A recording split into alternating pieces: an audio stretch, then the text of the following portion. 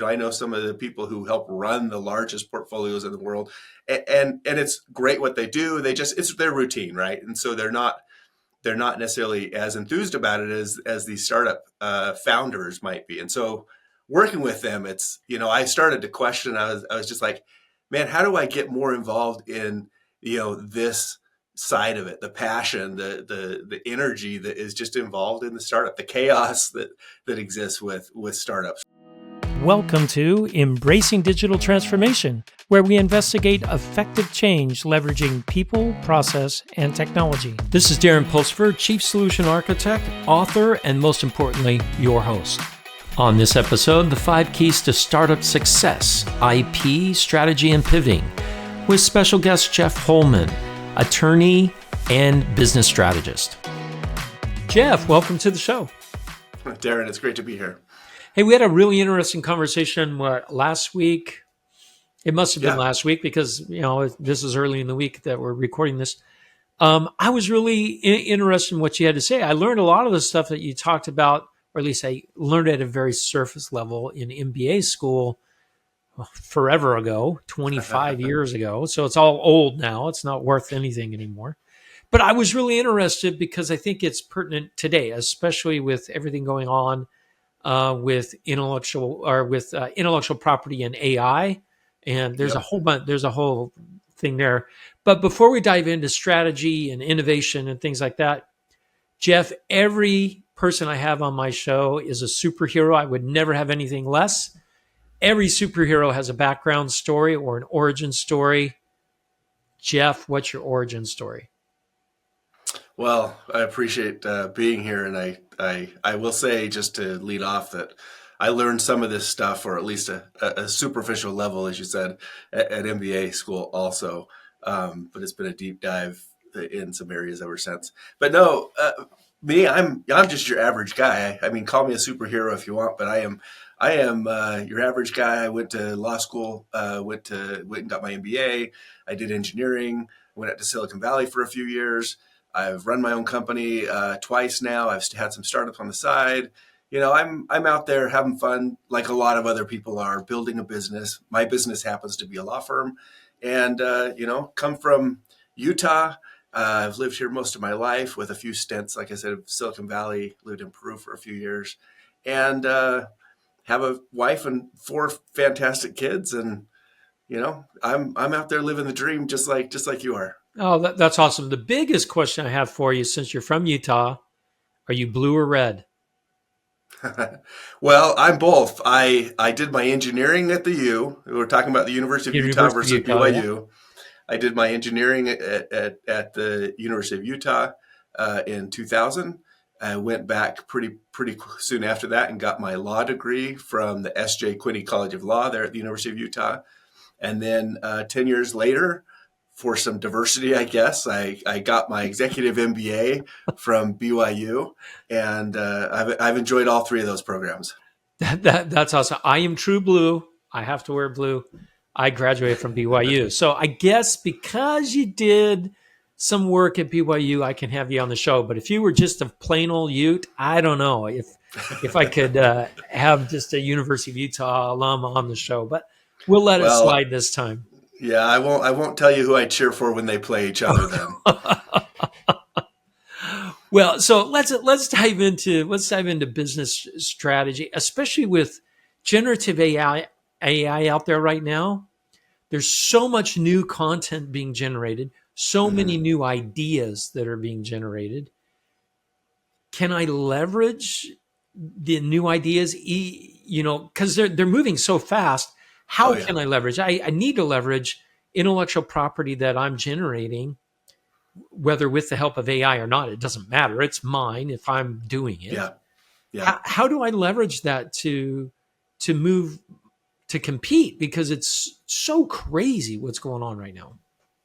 It's a fantastic question, and it's one that it drove me into what I've done for the last 15 years of my career, because I was out there getting patents for companies like IBM and Intel, and we would just put one more patent into their portfolio. And these are really large portfolios, right? These are huge things. And at one point I said, how fulfilling is this for me, and how helpful is this for my clients? They're paying me to do it, but I didn't see the impact. Right, when I'd work with one of my small startup clients, I'd help them get their very first patent. I'd help them get their trademark, and I would see the impact. Right, like That's in a fact, big one deal. Yeah. it really is, and I had people who'd be like, "I got a patent," and I'd be like, "Yeah, here you go. Let me send you an email." And I would treat it routinely sometimes, and they would be like, "Awesome, we want to come by your office. We're going to bring some, in my case, some sparkling apple cider, and we're going to celebrate." I remember sitting down with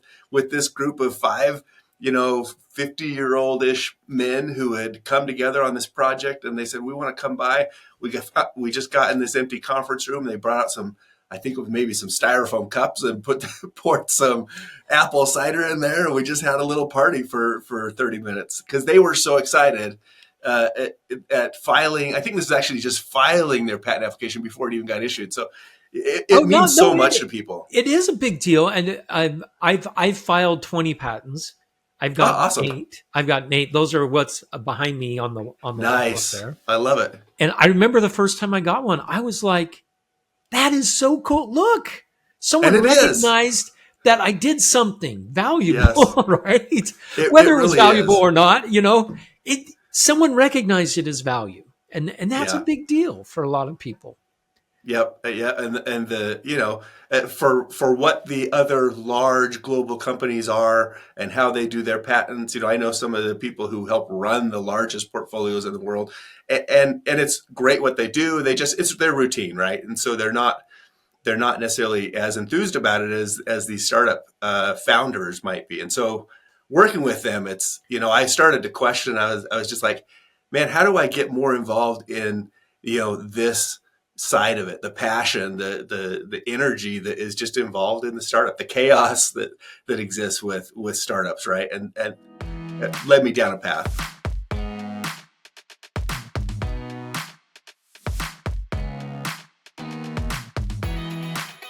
Go down the path of protect your IP through patent, because there's a lot of really weird things around that right now, especially if you talk to Elon Musk.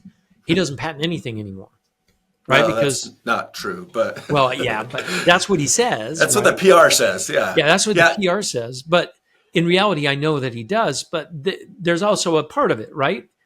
Intellectual property rights. Not everyone in the world believes in them. Oh yeah, no, I've had friends that I've run into over the years, and a lot of people in the software world, especially, don't feel very generous towards patents and patent people because it's not something they believe in, right? But I like how you mentioned Elon Musk because it really does come down to, and this is part of the overall structure of business strategy. How do you use the valuable resources that you've acquired or that you control? And in this case, patents, right? And even Elon Musk is making a strategic decision. He has these, I think it was the battery patents, right? That he kind of dedicated maybe, I don't know, 8 years ago and said, hey, we're not going to enforce these. Everybody can use them, help build the ecosystem for batteries. He was still leveraging patents for his own company's benefit. He was just doing it in a different way than most Interesting. people traditionally have done. But he was totally leveraging and using those, what I would call, valuable resources in the business as part of his business strategy. That's it, because I never thought of it that way. He was leveraging them, right? He did it with the Hyperloop technology as well. He open sourced his patents, which I think is funny to call it that. Yeah, which is he's very forward thinking, of course, in a lot of ways, and to do that is totally counterintuitive. You'd be like, I got patents, I paid for them, it cost me a lot of money, and I want to protect and stop other people from using them, which is those are the negative rights, we call them, that people usually think about. But he turned it on its head and he said, hey, I'm going to give this away, and by giving it away, I think that the entire ecosystem will grow faster. Which, of course, if I'm on top of that ecosystem, if I'm the leader in the industry, other people building that industry are also, pushing me up higher, perhaps. Yeah, interesting. So let's talk about you. You've come up with a strategy of business strategy, a framework. The That's framework, what I yeah, was looking for. yeah. You've come up with a framework for strategy in business, and specifically around intellectual property. So can you go through Mhm. that? Because I think it's pretty, I think it's pretty brilliant what you've come up with. Yeah, and it's really, I mean, I love the word brilliant, but I did it out of necessity because I was, helping people get patents, and I'm like, What should what's we the do with it purpose of, now? Yeah. yeah, well, what's the purpose of getting this patent for this company? How are they going to use it? And in larger settings, larger companies, there's not always a stated purpose for every patent. They just get patents, that's what they do, but they don't necessarily have a purpose. And as I looked at that, I said, well, these smaller companies, they really need their IP, patents for inventions, trademarks for brands, trade secrets to protect, economically important things. And so I started digging into, well, what is true IP strategy? Thinking that there would be this, you know, wealth of academic information I could study, and there just isn't. There's not. But what I discovered is that IP strategy is only one form of business strategy, right? If your IP or your legal team are doing something different that's not aligned with your overall business strategy, they're not doing anything strategic. They're just doing work, and it's probably distracting from your strategy. So I ended up into this like deep dive into, well, what is business strategy then? Because if IP strategy is just one implementation, just like marketing or finance, or it's just all of those should align with business strategy. What is business strategy? And if you've ever, you mentioned your MBA classes some time ago. I took a business strategy class during my MBA program, and I left there saying, I don't know what strategy I is. know I it's took a all whole fuzzy. class. Well, nobody could define it. And so No. I started reading books. I've got, dozens of books on my bookshelves. What is strategy? Good strategy, bad strategy. That's a good book, right? Michael Porter has all of his stuff. One of my professors wrote a book. I was looking at it the other day. What is it called? Sorry. I just happen to have it right here by me. It's strategic risk management. And you talk about, Oh, this is not a bad, you've read that one? I have read that one. Yep. Yeah, not a bad book. And Paul Godfrey does a good job kind of helping distill it down. Um, but I heard Seth Godin talking. He's got his own definition of strategy. It's like a game and timing, and I'm like, how does everybody have a A different different word. version of what strategy means? And most of them, like, to apply what they're saying takes a PhD in communications just to understand what they mean. And it didn't sit well with me, right? So I said, well, let's break this down into something that is meaningful. And that's where I came up with what I just call now the 5-factor framework for business strategy. So happy to share it. Let's So, let's go through it because you are absolutely right on the whole strategy thing. I got my PhD in technology and innovation management. hmm, Several classes on strategy. yeah. I still can't tell you what strategy is. So you need to school me, Jeff. Well, So let's go through it together. You all can right. tell me if this sounds okay. But I do think it's a framework that is intended to be universal so that any company could apply it. But also, once applied, companies should have a really unique strategy. It's not like you take one strategy Yeah, and yeah. There everybody isn't. applies the same thing. You're saying there isn't there isn't one strategy for all companies. Yeah, yeah. If one company is trying to adopt a strategy that another company has, it's not going to work, and we'll get into why. So here's the 5-factor framework, and it's pretty simple at a high level, right? So, in fact, you're going to laugh at the first one. The first part of it is a plan. You got to have a plan. We're not going to dig into what the plan means, but it's a plan to deploy valuable resources. The valuable resources are like the IP, right? Intellectual property, but it could be your team, it could be your network, it could be your relationship with partners and suppliers, and it could be your brand loyalty. Like, That so a plan. man, that alone. I mean, when you dig into just that, a plan to deploy valuable resources. If We're companies on the, just we're did on, that, I mean, we're they on would the be. path. Yeah, yeah, that's incredible.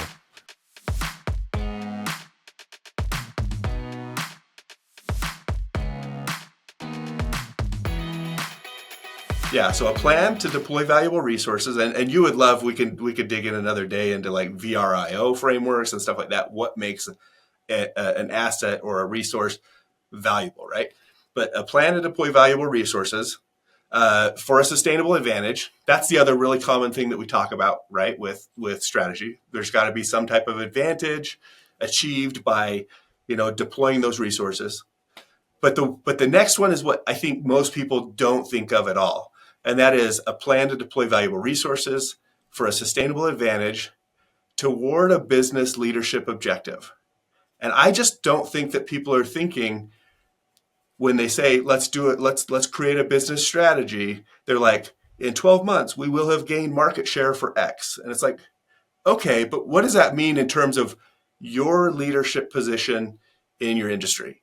Like, you need to be a leader. Like, you're trying to be a leader. And that has to do with, outpacing competitors and all that stuff. But you should have I believe, you should have a very distinct, articulated business leadership objective.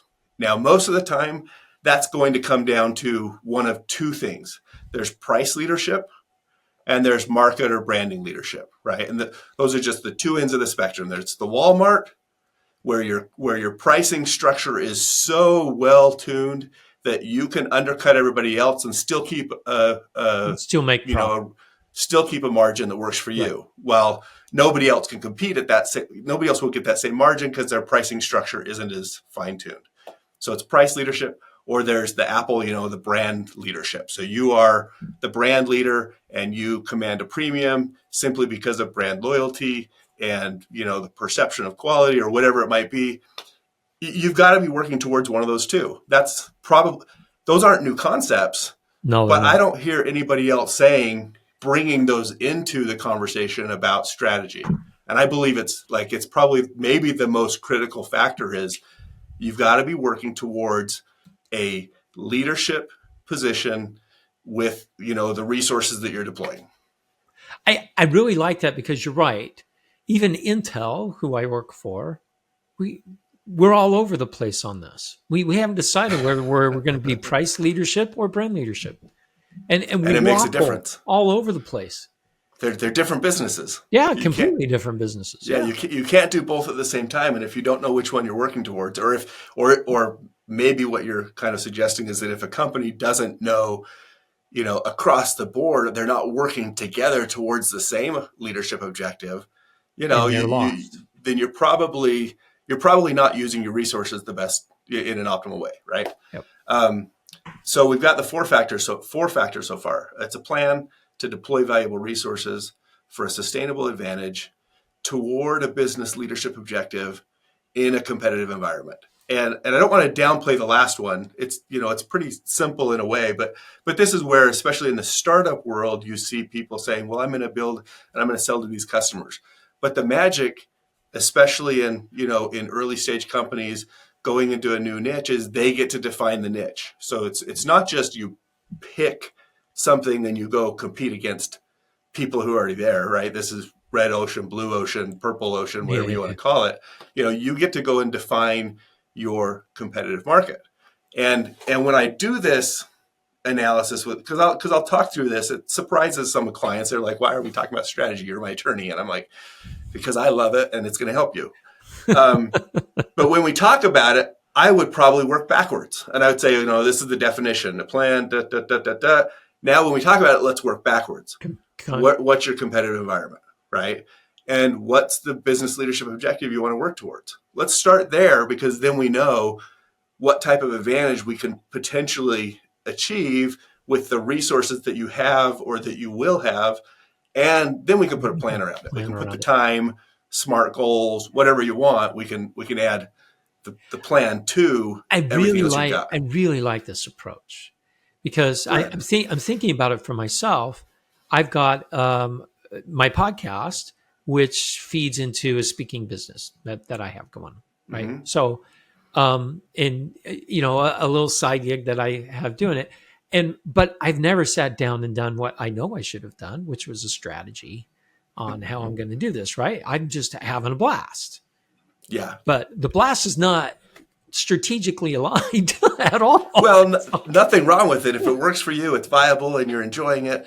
That's not a problem. I need to start making some money doing it instead of just wasting money doing it. You might like, I did this a while back when I was talking about IP strategy, and I got in, I I don't know if I read a book or a blog or what it was. In fact, I think there's a book by Todd Zinger about competitive advantage or something like that. And I believe that in that book, he references the Walt Disney um, framework, right? If you've ever looked, Walt Disney early on, like in the 50s, he has this diagram and it shows his whole empire, right? There's the magazines and the cartoons and the movies and Yep. the theme park. And it's this thing that just shows what he was thinking about building, right? It shows his vision. And I always think about it when I think about people who are especially content creators or people who are, because there's multiple aspects to content Oh, creation yeah. and where you deploy those and what you're building. But if you take, I later went in and I said, okay, what does the Walt Disney Empire look like today? And I think I found something that maybe was dated 2019, 2020, and it was this globe of assets. What do they own? Everything. Everything. And so you take those two pictures and you put them side by side And and they're you start to identical, see aren't they? you it was extremely visionary to go from this what looks like a really complex drawing to recognize that was extremely simplified for what Walt Disney actually achieved, that aligned in a lot of ways with what Walt Disney had envisioned 75 years earlier. It's pretty amazing.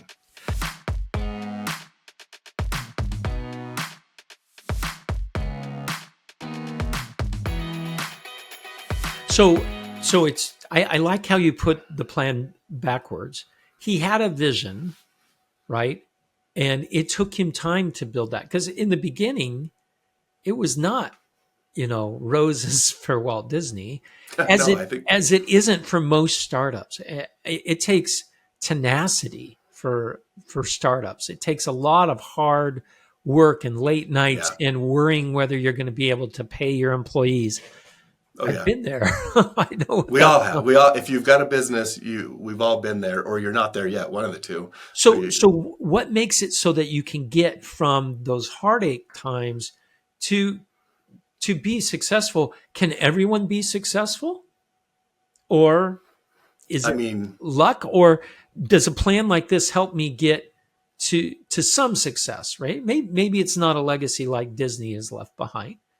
oh, I love the question because it's beyond the academics. What's practical, right? I have the philosophy that yes, everyone can do this, but I also have the kind of practicality or the realistic side of me that maybe the engineering side of me that says everyone could do it, but it's not going to happen for everybody because we know statistically that 8 or 9 out of every 10 businesses fail in the first 5 years. Now, is that because someone isn't qualified or because they're not smart or they shouldn't be able to do it? I don't think so. I think, I loved listening. I haven't listened for a while to the episodes of how I built that or how I built this. I think is what it's called with Yeah, Guy yeah, yeah, yeah, Raz, yeah. maybe. And I love how he ended. I think if I'm remembering right, he ended most of his episodes saying, was this due to what, how good you were, or was this due to luck or both? And it was interesting to hear people say, and most people would admit, and I believe it's true, there's a very big element of luck if you're going to have any measurable level of success in your business. We maybe help create our own luck by placing ourselves in the right Mhm. situations and working hard, but there's still luck that happens. So can anybody do it? Sure, but not everybody's going to get the luck they need on every attempt that they have to be successful. So I think that's where people say, hey, you got to fail. You got to fail a few times. Every successful founder has failed 4 or 5 times or whatever that number is. I remember I used to talk to my friends and they'd be like, why are you doing all this stuff? I'm like, I got to fail. I got to fail a few more times. I don't think I'm there yet. I got to and I've had my failures, right? I've done some stuff. I've lost some money. I've wasted some time perhaps in terms of, that specific thing, but building something bigger and having a bigger vision, I think it's part of the process, and it's a fun process So, if you're so okay to how do you do know that. when to stop? Because this is a hard thing, right? Because tenacity, you need tenacity, you need the ability to endure, you need to be able to make decisions quickly. That's where luck comes in, right? If you see an opportunity and you waffle too long, if you take months to make a decision, you missed it. Yeah. Yeah. right? So, So how, but at some point, you've got to say, okay, this isn't working. When is that point? And you go, I'm going to try something different now. What is that time? When do you say, I got to move on? well, let me distinguish between stopping and pivoting, because I think that startups have to be very adept at pivoting, right? So Right. which is kind of minor stops. Like in fact, we just reached out to a client. They paid us some money to help them. They're doing an AI project, and they had us kind of on the back end doing quality control for them because it's legally focused. And I said, hey, we haven't heard from you for a bit. How are things going? We want to, let's get another project going. And they reached out. They said, hey, we actually pivoted. Your feedback helped us understand that we needed to make a change in what we're doing. So we're going a different direction, and we'll be in touch. So, is that stopping? I don't think that's stopping. I think that's just making a change, but it was a major enough change that for the time being, they changed their partnership with us because they don't necessarily need our expertise to do the stuff in the new pivot Interesting. that they needed in the last one. So pivoting, I think, to answer the question you didn't ask, I think pivoting should happen on a continual basis. We should be hypothesizing, testing, validating, and pivoting when the validation tests tell us that where we're headed is not as good as where we might head. Stopping, on the other hand, I mean, I believe pretty firmly if you're persistent enough and you are aggressive enough, which that could mean a lot of different things, that you will probably succeed eventually, right? However, I've seen a lot of people go through this, and I don't think that their budgets or their family or personal situations necessarily have the same persistence that the business would need to find success. So a lot of people will end up stopping for financial or relationship or health reasons. And I think that's perfectly fine. So if Well, certainly yeah, if, it should be for health reasons, especially, right? yeah, if Or this is your getting in, family. Yeah, I can totally see that.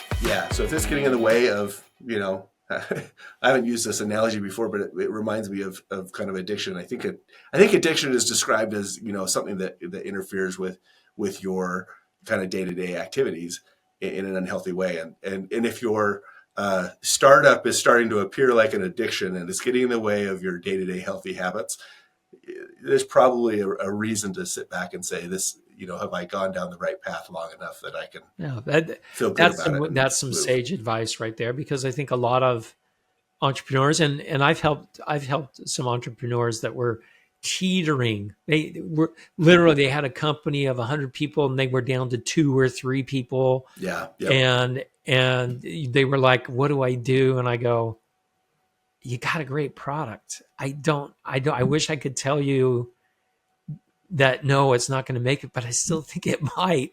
Turns out they stuck with it and they're doing fabulous now. But Awesome. they hit too early, they grew too quick. You know, Yeah. and And they there's a lot didn't have of, a 5-factor framework plan all laid well, out, right? I wish that was the end all be all. I think it's a great tool. I think every company should use it and could use it.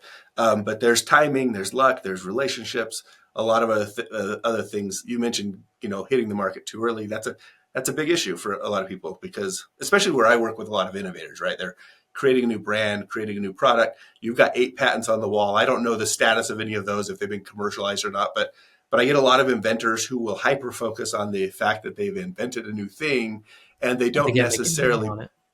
yeah, they don't balance it out with, is the market ready for this, or is there a way to actually viably make the product at a price that the market will afford at this point in time. So there's a lot of validation questions that we need to ask at the same time that we're doing, patents and trademarks and other legal stuff, because that's all secondary, right? Nothing. That's in support of, right? Yeah, there's nothing that I can do as your attorney that's going to help you validate your product or validate your market. I can help you do what I think it's the third leg to the stool, and that is freedom to operate your business. Helping you set stuff up right, be compliant, get patents and trademarks to stop other people. But that's all secondary to validating that you have a product that you can make that technically works, and validating that there's a market that will buy that product at the right price after you've bought it and made it at the right at a different cost. And so if you can't do those two things, I can't come in and do those for you. I have a lot of advice and thoughts about it usually, but my role is something that's a little different than validating the product in the market. So this has been really insightful. I'm going to use your 5 factors. I wrote them down. But if people want to find out more, how do they get a hold of you, Jeff? Or do you have any information that people can get more information about this business strategy? Yeah. Follow me on LinkedIn. I'm on LinkedIn. I post, not every day, but sometimes every day, sometimes once a week, whatever. I'm pretty active. If people want to connect with me, reach out on LinkedIn. You'll see something about, hey, I'm Jeff Holman. I build fractional legal teams for businesses. And of course, you'll see my picture on there. I'm happy to connect with people that are interested in having those discussions. And then, if anyone is a potential client for our law firm, where we offer a fractional legal team, we do IP, patents, trademarks, stuff like that for people. We do I love to have a free 30-minute strategy call with potential clients and just sit down. We'll have this discussion. We'll talk about business milestones and how legal issues might be present with the milestones you're working towards. We'll talk about the chaos and the mess that you've made and maybe how to clean that up. You're talking about me all of a sudden. I can see it already. I'm talking about everybody because I know how it works. Startup founders, they're like, I can do it. And it's their mode, right? Whether you're doing a podcast, you're building a tech company, you're building SaaS, you're launching a new e-commerce product for baby toys, or like everybody goes into this and they do it because they're a little bit crazy and they believe that they can do the impossible or close to the impossible. And so they'll go it alone a little bit longer than they should. But by the time they call me, it's a pretty consistent story. Hey, I've done all this cool stuff. Great. And there's a few things I probably should have done differently along the way. I'm like, yeah, I know. But I got this thing coming up and I need some help with that, but maybe you can help me clean up the past stuff. I'm like, yeah, that's what we're here for. So that's awesome. Hey, Jeff, it's been a pleasure. Thanks for coming on the show. It's been my pleasure, Darren. Thanks so much for having me.